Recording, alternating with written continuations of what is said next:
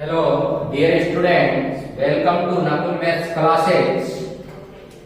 हम पढ़ेंगे क्लास 10 की सब्जेक्ट मैथ्स और इसमें पढ़ेंगे हम चैप्टर नंबर 3 और चैप्टर नंबर 3 में एक्सरसाइज 3.2 का जो लेक्चर नंबर 7 है उसमें सवाल है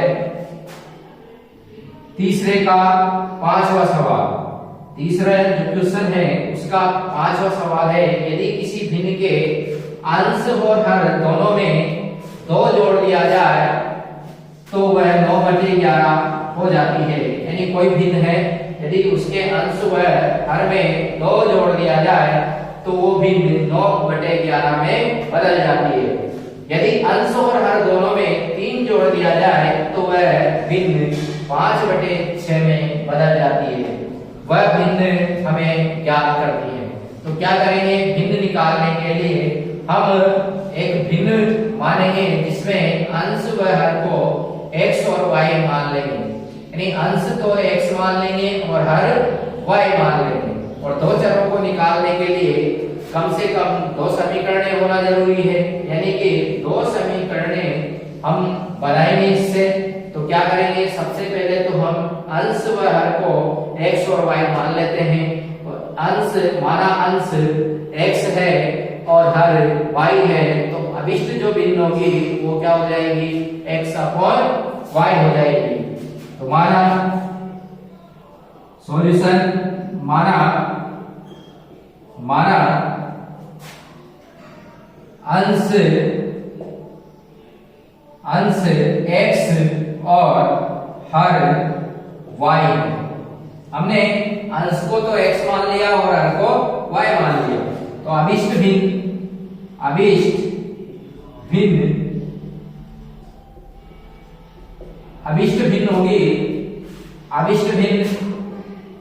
x/y। ये जो x और y माने हमने अंश व हर को, तो अभिष्ट भिन्न जो होगी वो होगी x/y जो हमें निकालनी है। तो भिन्न निकालने के लिए हमें x और y का मान निकालना पड़ेगा। और x जो है वो अंश है और y जो है वो हर है। तो हमारे पास एक भिन्न आ जाएगी यदि x और y का मान आ गया तो सबसे पहले x और y। अब देखिए यहाँ पर क्या कह रहा है क्वेश्चन में। क्वेश्चन की लैंग्वेज से हम 2 समीकरण बनाएंगे। तो लैंग्वेज से, पहली लैंग्वेज से देखो, पहली लाइन से, यदि किसी भिन्न के, यानी किसी भिन्न का मतलब है ये भिन्न अभिष्ट भिन्न x/y, यदि किसी भिन्न के अंश और हर दोनों में, अंश में और हर में, यानी अंश में और हर में 2 जोड़ दिया जाए, अंश में भी 2 जोड़ दिया जाए और हर में भी 2 जोड़ दिया जाए, तो वो भिन्न किसमें बदल जाती है, 9/11 में बदल जाती है, 9/11 हो जाती है। तो यहां से, इस लाइन से यहां तक जो ये लाइन है, यहां तक, यहां से स्टार्टिंग से, यहां से और यहां तक, इससे पहली समीकरण बनेगी हमारे पास। जैसा जैसा क्वेश्चन में कहा गया है वैसा वैसा करते जाएंगे। यानी अंश व हर में क्या करेंगे, 2 जोड़ेंगे तो भिन्न किसमें बदल जाएगी, 9/11 में। तो यहां से पहली समीकरण आएगी हमारे पास। तो देखिए ये तो है एक अंश, इसमें भी क्या जोड़ना है, 2 जोड़ना है। और ये है हर y, इसमें भी 2 जोड़ना है। तो x यानी अंश व हर में मैंने 2 जोड़ दिया, x+2 और y+2। तो ये भिन्न किसमें चेंज हो गई, 9/11 में। यानी कि ये भिन्न किसके बराबर है, x+2 और y+2 किसके बराबर होगी, 9/11 के। फिर उसके बाद में हम वज्र गुणा करते हैं, वज्र गुणा कर लेते हैं। तो वज्र गुणा करेंगे तो 11 से गुणा x+2 को करेंगे और 9 से गुणा y+2 को, और इसे कहते हैं वज्र गुणा, क्रॉस मल्टीप्लाई। तो हम इस 9 से तो y+2 को करेंगे गुणा और 11 से x+2 को। तो ये होगा 11x+2 बराबर 9 कोष्टक y+2। और गुणा करके क्या करेंगे, हम गुणा करेंगे, 11 को x से गुणा करेंगे, 2 से गुणा करेंगे। तो 11 को x से गुणा करेंगे 11x प्लस 11 को 2 से गुणा करेंगे 22, 11 दूनी 22। इसके बाद में 9 को y से गुणा करेंगे, फिर 2 से गुणा करेंगे। तो 9 को y से गुणा करेंगे 9y प्लस 9 को 2 से गुणा करेंगे 9 दूनी 18। इसके बाद में क्या करेंगे, जिसमें चर है उसको तो हम लेफ्ट साइड में लेकर आएंगे एलएचएस में, और जो अचर है उसको राइट साइड में यानी आरएचएस में लेकर जाएंगे। तो यहाँ पर ये 9y है, इसको एलएचएस में लेकर आएंगे, और ये 22 है, इसको आरएचएस में लेकर जाएंगे। तो एलएचएस और आरएचएस एक्सचेंज करते हैं तो चिन्ह क्या हो जाते हैं, चेंज हो जाते हैं। यानी 9y को यहाँ पर आरएचएस में प्लस में है तो एलएचएस में लाएंगे तो माइनस में चेंज हो जाएगा, और ये अचर जो है वो 22 है, 22 को हम आरएचएस में लेकर जाएंगे तो इधर प्लस का उधर जाएगा तो माइनस में हो जाएगा। यानी 11x minus 9y is equal to 18 minus 22। इसके बाद में इसको हम सॉल्व कर लेते हैं। 11x माइनस 9y बराबर 18 में से 22 माइनस करेंगे, तो जब भी कम में से ज्यादा को माइनस करते हैं तो संख्या माइनस की आती है। 18 माइनस 22 कितने बचेंगे, माइनस के 4। ये है पहली समीकरण। इसके बाद में नेक्स्ट इक्वेशन जो बनाएंगे, नेक्स्ट अगली समीकरण जो बनाएंगे वो यहां से बनेगी। यदि अंश और हर दोनों में 3 जोड़ दिया जाए, कितना, यहाँ पर 2 जोड़ रहे थे, अब कितना जोड़ेंगे, अंश और हर दोनों में 3। अंश और हर दोनों में 3 जोड़ दिया जाए तो भिन्न किसमें बदल जाती है, 5/6 में बदल जाती है। उसका जो मान है वो 5/6 हो जाता है। तो यहाँ पर 9/11 था, यहाँ क्या आ गया, 3 जोड़ने पर अंश और हर में 5/6। तो कुछ नहीं करना, 2 की जगह हम 3 कर देंगे, यानी x प्लस 3 और y प्लस 3, और यहाँ 9/11 की जगह क्या आ जाएगा, 5/6। तो यहाँ पर x प्लस 3 और y प्लस 3 बराबर 5/6। इसका भी वज्र गुणा करेंगे हम, क्रॉस मल्टीप्लाई। तो यहाँ पर 6 से x प्लस 3 को गुणा कर देंगे, और 5 से y प्लस 3 को गुणा कर देंगे। 6 से x प्लस 3 को गुणा करेंगे और 5 से y प्लस 3 को गुणा करेंगे। तो 6 से गुणा करेंगे, 6 से x को गुणा किया 6x, और 6 को 3 से गुणा किया 6 × 18। इसके बाद में 5 से y प्लस 3 को गुणा करेंगे तो 5 को y से गुणा करेंगे 5y, और 5 दिया 15। इसके बाद में क्या करेंगे हम, जो चर y है ये RHS में है तो LHS में लेकर जाएंगे, और अचर LHS में है इसको RHS में लेकर जाएंगे। तो इनके चिन्ह चेंज हो जाएंगे। 6x 5y जब इधर लेके आएंगे तो ये माइनस में हो जाएंगे 5y, और 18 को जब हम उधर लेकर जाएंगे तो ये माइनस में हो जाएंगे, यानी 15 माइनस 18। इसके बाद में 15 में से 18 घटाएंगे, यानी कम में से ज्यादा को घटा रहे हैं तो संख्या माइनस की, यानी 6x माइनस 5y बराबर माइनस के 3। इसको नाम देंगे समीकरण 2। तो 6x माइनस 5y बराबर माइनस 3। इसके बाद में हमें x और y का मान निकालना है, यानी भिन्न निकालने के लिए वह भिन्न ज्ञात कीजिए। तो भिन्न निकालने के लिए हमें x और y का मान निकालना होगा। तो x और y का मान हम समीकरण 2 पहली समीकरण और दूसरी समीकरण से x और y का मान निकालेंगे। तो कौन सी विधि से निकालेंगे, प्रतिस्थापन विधि से। तो देखिए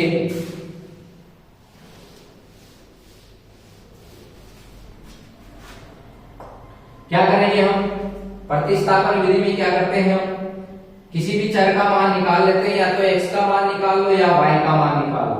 तो हम या तो समीकरण 1 से निकाल लो या समीकरण 2 से निकाल लो। तो समीकरण 2 से ही निकाल लेते हैं। तो समीकरण 2 से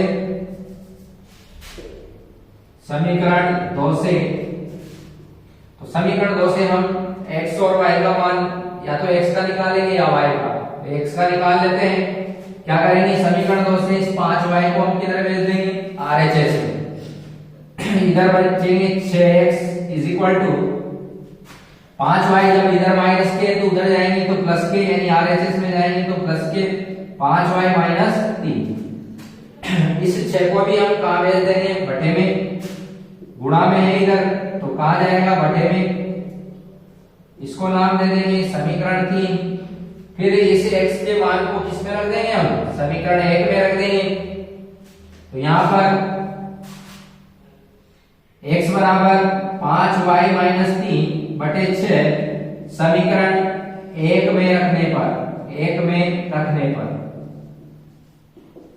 तो समीकरण 1 में रखेंगे तो जहां x है वहां पर हम क्या रख देंगे 5y - 3 तो बटे में 6 तो रखेंगे यहां पर x के स्थान पर तो 11 गुणा में है तो 11 इंटू x के स्थान पर 5y - 3/6 और उसके बाद में है माइनस के 9y बराबर -4।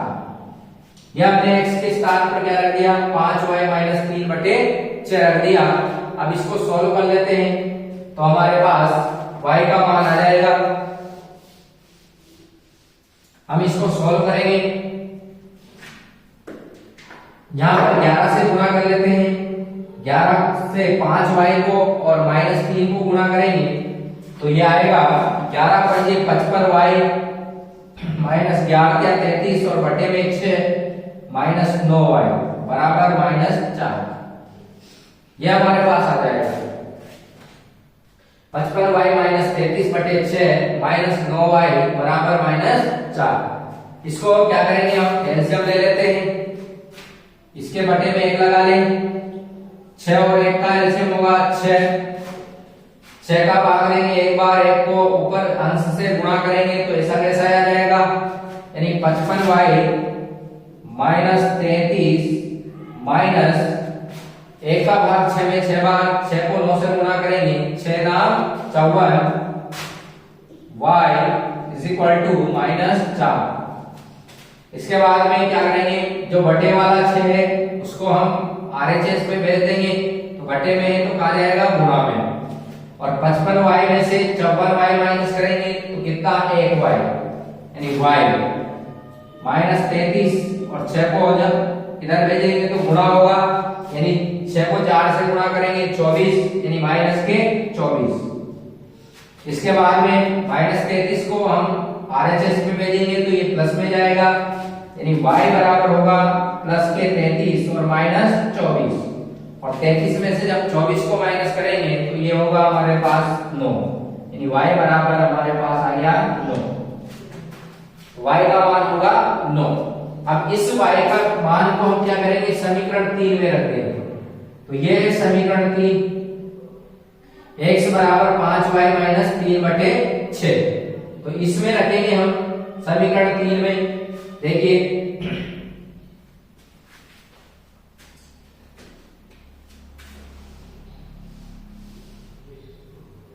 यह है समीकरण 3 इसमें y के स्थान पर हम 9 रख देंगे तो हमारे पास x का मान आ जाएगा तो y बराबर 9 समीकरण 3 में रखने पर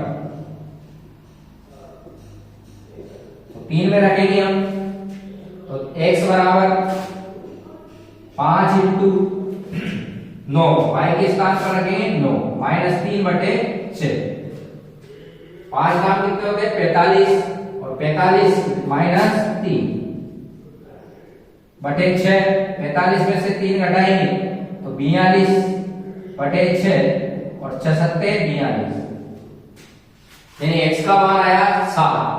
हमने y के स्थान पर 9 रखा इस समीकरण 3 में तो कहा था 45 - 3/6 45 - 3 42 42/6 और 42 में 6 का भाग देंगे तो 7 यानी यह आ गया हमारे पास x का मान और y का मान।